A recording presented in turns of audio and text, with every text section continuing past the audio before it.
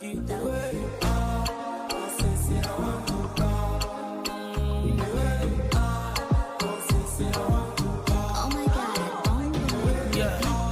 baby, you and I, we go there like suit and tie. Ngasukali kuchai, my love is true, I lie.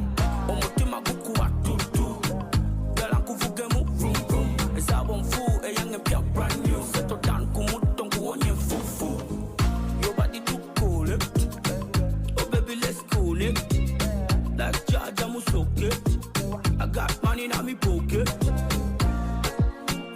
Jadachi Fik Famaika abalaze omukyala we owaddala era ye Grace gutabadde twogerako ate nga kigambibwa nti awangadde naye ebbanga ddene naye mbu tezigatta na Spice Diana era mbu tamwagalirako ddala. Onavudde n'agamba nti naye bambi abasajja muli bazibu nti akabanga ako konna abantu beebuuza lwaki tavaayo kumwogerako ate nga mbone kulumbe Fik Famaika oli musajja muzibu nnyo. Owanga olutya mu relationship n'omuntu. Mujjukira kali akakazi akali mu video nga kagamba Fiki kwata ku bbeere. Ate mulooza siye mukazi wa Fik Famaika. Kino kirekawo aba Spice mami. Awangadde n'omukyala bawangadde naye oba kati myaka emeka. Ati bali bagamba mbu akakyala simanyi akakulu ku Fik Famaika naye nze ndaba they are each. Santa Maria muwangadde nnyo mulavu namwe mulimba mulina okwecha wamuko ne muddingano bane mwekyalira ddala teri bintu bya kubeera mwenna mpaka kati ba Spice Diana baleke ddani balidi ya Jasmine inzodeke ddani inze Santa Maria ffe tujja kusigala nga mawulire tugabatuusaako era abaana bagambye nti bannange kireka wa Spice Diana nti abantu ffe tubadde tumwagaliza Spice Diana naye omwami oba omuvubuka alina omukyala we gwawangadde naye ebbanga alina ensonga ze lwaki tayagala mulagayo mu bantu sinakindo oba ne maama we afudde nga tamumanyi teri akimanyi kubanga abantu badde beexpectinga wali mu bantu babuuzizza nnyo basenga bamugamba munnange zaalayo nti oba oli anaamwanjulira abantu naye era teyasobodde kukyogera mu bantu nti ono ye girlfriend wange so alina ensonga ze lwaki teyasobola kukikola naye nga oyo ye girlfriend we oba tuyinza okumuyita official girlfriend wa mwana mulenzi Fik Famaika. Nga tuvuddeko eyo era nga tweyongerayo n'amawulire ag'enjawulo olunaku lwe nabaleetedde amawulire ne mbagamba nti General Fanakato bambi si birungi era nga essaawa ya kakati ali ku ndiri agamba nti accident yamukosa era yamuyisa bubi nnyo amaanyi matini naye n'asaba abalwanyi ngamba abankyukakyuka nti temugwamu maanyi mweyongere ekintu okubanga mukitwalira ddala mu maaso tujja kusigala nga tukuwa updates ali mu mbeera ki era kati yeewulira atya byonna waneno ojja kubanga obifuna nga tweyongerayo mu mawulire ag'enjawulo. Tulina ensonga nnyingi nnyo wano ezitambula. Ono yavuddeyo n'agamba nti ye ali ttiimu za Kamaya ku nsonga y'omwana nno balese ebifaananyi by'omwami naye buli omu abitunulako agamba nti bannanga abakyala muli bazibu nnyo nti olabira ddala omwana oli nga bw'oli omwami. Oluvannyuma lw'okulaba vidiyo ya Kayanzi ngamba za Kamayazi Kaseenene ndi tiimu Kaseenene basinga omaatha tuswadde Sinto otuswazizza Sinto okoze kyamaanyi okutuswaza kati Donasia mwamusibira ki mwalemesa Donasia ne Dubai ebyo bisaga byammwe we byatandikiramu mwalemesa Donasia ne Dubai mukazi wattu ekitegeeza yali mutuufu banange Donasia yavayo wano n'atugamba ng'omwana oyo bw'atali wa Kaseenene ne tuwakana naye ate red flag azisinta wali oziraba kuba ebiseera ebyo Sinta nga media yakukuba naye ng'omusajja ali ku bibye ng'omusajja abeera like nwanira nti omwana atali wange yabimanya Sinta red flag waziraba tiimu Kaseenene no matter what tuswadde basinga omaazi. Tuvuddeyo tukyali ku nsonga za Kamaya ne baby mama we n'agambibwa okubeera tata baby ono alina ebitonotono byatuwaako wakati wa za Kamaya ne Balista Timo ababadde ab'emikwano naye ng'essaawa ya kakati we twogerera kabwanango. Dubai yasooka mvuga bamuyita Muna ne Deriki batunda Dubai mu TikTok. naye era ebiseera ebyo waliwo omuvubuka bamuyita Nkaseenene gw'oyita Vibes UG. Vibes UG bakwatanga butambi, obutambi bw'abayimbi, ng'omuyimbi bw'ajja ku airport be bakwaniriza. Vibes UG bakolanga zi interview ku bannayuganda abali stranded. Vibes UG nga bunoonya okukolera akalango ne bakasa ku media. Oyo Kaseenene CEO. Vibes UG nga yekulaga lifestyle ye Dubai, anti bonga buli event bagifiliminga ne bakwagaza Dubai, ebikujjuku ebibeera mu Dubai ne bagiyita Vibes UG. Kale nekula nga media person nga media avenue y'amaanyi nnyo mu Dubai, naye nga ajogerera ba CEO yennyiniyo Kaseenene, ng'oyinza omulaba nga baddagalasirwanga omuntu ayimirira mu microphone n'omuzindaalo n'akubulira ekibaddeyo. Kaakati tunoonya muyimbi, kaakati tugenda wano enkeera tulinayo kadange, olwalwe tulina ekimansulo eddeira. Kati oyo ng'abantu b'e Dubai tebeetaaga TV, balina kulaba kyeki omusajja kyataddeyo ne banya tukuŋŋaaniddewa yoyo Vibes UG Kaseenene. Kati mukwano gw'omulala gwe bakubagana naye bamuyita Balista Timo. Balista Timo yali musajja nga he was a nobody before. Ne Balista yali musajja muyigiriza. Bwe njogera ku buyigiriza ye musajja apasinga skills. Zitya. Ye musajja eyaggulawo essomero eriyigiriza abantu okubayigiriza engeri gy'otabulamu kakaawa kyewaliishe Balista. Chovala yeita Balista Timo se Balista Timo. Abannayuganda bajjanga abatalina mirimu n'abawa skills. Nga ye yakubaluula nti ebiseera ebisinga abakozi ba bukyayi baagalwa nnyo oba baweebwa nnyo emirimu mu hoteeri ne restaurants. Kale n'omuntu oyo naye abeera wankizo ng'era oli aba entertainment ono abeera mu kugaba emirimu n'akuteekateeka n'ogera n'ofuna emirimu. Ng'okyovudde nako abantu bajjanga bamwebaza n'okumwebaza bambi ng'abayigiriza okubeera nga byababangula abamu be yawanga emirimu oba be yasindika nga ne bafuna emirimu bajjanga ne mwebaza ne be yamwebaza ne bamone ku birabo okugeza specialty coffee bean grading okutuuka okubanga emmwanizibwa mu ttulube lyaki erya specialty coffee. Abali ku live microphone yange ekyasika bulungi mukyampulya bulungi patoshateako live awo olabe if my voice is very clear.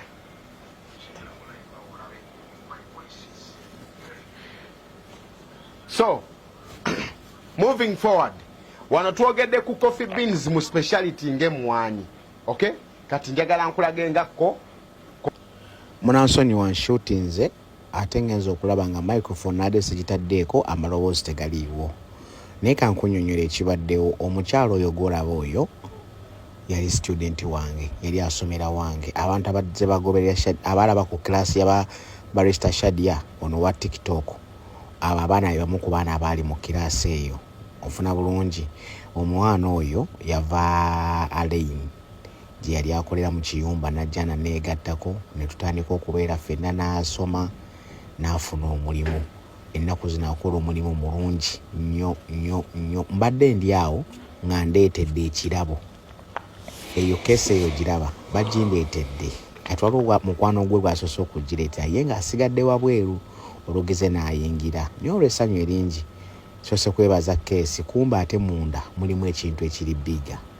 Na olugize naŋŋamba munne Balista sumulula ne munda mulimu ekirimu ng'okusumulula nnaate mmanyi banjigiriza buyigiriza nga ngenda nsumulula keesi okwekanga ng'omwana tantereddeemu ekirabo ng'ataddemu muli ekikopo ne mubuuza ate kino ekikopo trophy yaki naŋŋamu ne Balista yegwe champion aba Balista bonna mu nsi yonna asomesa ne basiima ne bamwone ku birabo muntu wankizo.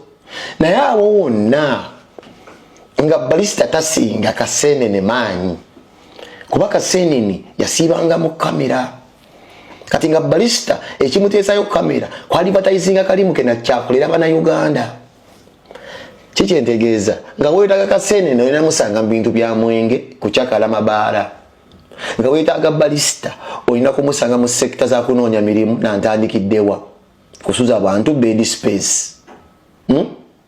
Awo wenkizo mu Dubai tombuuza sibiirayo buli omu alina abamukolera. Nga tuvuddewo nga tweyongedde mu mawulire ag'enjawulo, abantu ab'enjawulo beeyongedde okubanga bakubaganya mpawa ku nsonga ya JB Taylors yayogeddeko nti omwami yamugambye story yonna mwagirabye, ono agamba nti ne mukyala we nti naye yakyogerako nti juzi wano eno we baali bava ku mbaga ya Chosen Becky nti waliwo emmotoka yali emutambulirako era n'atuuka n'avuga nga droppinga Phoebe nti n'ababulako era yagenda okudda mu madda eseemu mmotoka ng'ebatambulirako. Ndi wano eno ndowooza ku video Mr. Jebbies gy'asembyeyo okukola oba gye yakoze ng'agamba nti waliwo abantu abaagala okumutta, waliwo abantu abaasasulwa bamutambulireko, batambulire ku mukyala we ne famire ye, baagala obatuusaako obulabe. Nenzijukira CEO bwe yali ava ku wedding ya Becky, Chosen Becky. Chala CEO yagamba nti nina emmotoka eyantambuliddeko eggulo, yamutambulirako ng'atwala Phoebe dropping her off n'agibulako, then after some time aba avuga era still naddamu n'abasanga. And then now it's starting to make sense. Omanya bintu mugwanga laffe Uganda bitandika bwe bityo. But luckily Mukama teyebase, Mukama alwana entalo z'abantu. Let's pray. Ntengere gye kize in the Mr. Jebbies gye kimujjidde nti osanga baneekuba mu mutima. Naye kati kambuuze, ndi wane eno ndowooza ku nsonga eziyinza okugambisa omuntu nti oyo njagala mumutte. Mr. Jebbies okubanga ayina omutima omulungi kyekyagala omussa mumiza omusu. Mr. Jebbies okubanga askillinze bannayuganda bangi, young generation, kyekyagaza omumiza omusu. Mr. Jebbies okubanga ayambye abantu, okubanga ayagala mukyala we, ayagala famire ye, okubanga mukyala mwami wa buvunaanyizibwa, eno famire okubanga bali bantu bamanyi Katonda, bantu abakolera ewamu, bantu abeezimbye, bantu abalina omutima oguyamba, bantu abaagaliza. Ekyo kyagaza okubassa. Mumanye social media.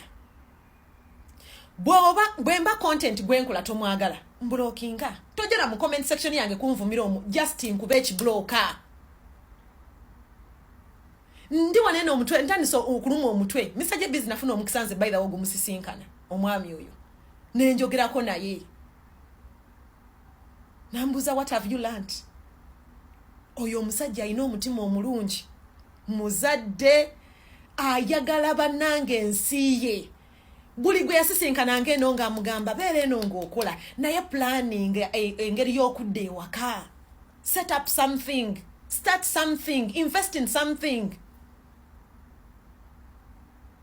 Planning engeri y'okudda ewaka. Kyevula batwogera tulemerako twagala ewaka wakyuke, twagala tujje mu system ekola. Sikwata sente zo zonna nga URA sente zeekujjako zisinga n'ebyobuguzi byolese mu ggwanga value. Ogule emmotoka ya bukadde 3 URA ekujjako obukadde 10 nti bwa musolo. Kiki ekyagaza okusa Mr. Jebbies? Kiki? Tuvuddeyo mwana muwala Black Panther juzi waneno gye vuddeko yali munyiivu nnyo kuba Rahim abe yalumiriza okumuwa olusaniya nga emmere yaliko ng'oyinza okuyita ebimeremere, naye olwamala n'agamba nti baddamu ate ne bamusindikira olusaniya olulala olwaliko emmere ennungi, naye ono yalemeddeko mbuso oyo yekka asoose okuba complainingako abantu abo ddala babikolera ddala. Rahim Black Panther si asoose yekka, abantu baluddewo nga bagamba o advertisinga o editing emmere, no, presentation is perfect, naye ku ground ebintu biralamu. Omukazi akutte ekkubo aguze. Why do you deliver something you have not advertised? Yenza abuuza Rahim Foods emmere that you advertise yani. ebifaananyi ebyemmere byotera y'abantu nga kasenda abaguzi nga because advertising mu Luganda is okulanga kasenda abaguzi ebifaananyi ebyo byani bwe bibeera bibyo lwaki emmere Black Panther sije yafunye yezaabuuza Rahim Foods emmere gyolanga yani gye tulaba mu bifaananyi wanji kakati Black Panther wabeeranga emmere gye yalaba nga yo advertising si gyafunye lwaki toyagala akyogereko wamusasudde butakyogerako wanji abana Uganda, why have you settled for mediocrity? Lwaki omuntu akusirisa ku sente zo? Lwaki omuntu akusirisa ku sente zo? That is why companies have websites. Never take out era after buying. Bagamba, please give us a review. That review, ojiteka ku website ngejja kusigalayo. Lwaki? Ugandans, why do you settle for mediocrity? Lwaki okwata essente zo n'ogula emmere essente yo Rahim Foods Black Panther emmere yamuwadde ya bwerere wanji Rahim Foods Black Panther emmere yamuwadde ya bwerere. If it is her money, why shouldn't she say how disappointed she is? Mulekerawo okunyigiriza ba customer. Mulekerawo okubulinga abantu. A person has come, given you their money. When they give a review, and I'm 100% sure, Rahim Foods aina a number ya Black Panther. The first video of Black Panther, Rahim Foods yande mukubidde. Namugamba Panther wanyize mukwano. Mbadde nsaba nterezeemu. Nsonyiwa. Mbadde nsaba aka video mukwano tukajjeeyo nterezeemu. Teakikoze. What did she do? Yasasudde abantu bavume Black Panther. Lwaki mubulinga ba customer ababaleetedde sente by paying other people okubavuma? Why? Abantu balemedde kulema n'amakula era n'agambye nti mu butuufu Fikifa Maika oyina empisa nti olaba wasitudde Rema n'amakula najja n'akuziikirako mbu omukyalo oyo taziika. Olaba Rema n'amakula aziikirako Fikifa Maika. Fikifa Maika weekube mu kifuba oli w'amaanyi oyo Rema taziika, tajja ku mikolo takola ki. Olaba Rema n'amakula yeesitula najja n'akuziikirako.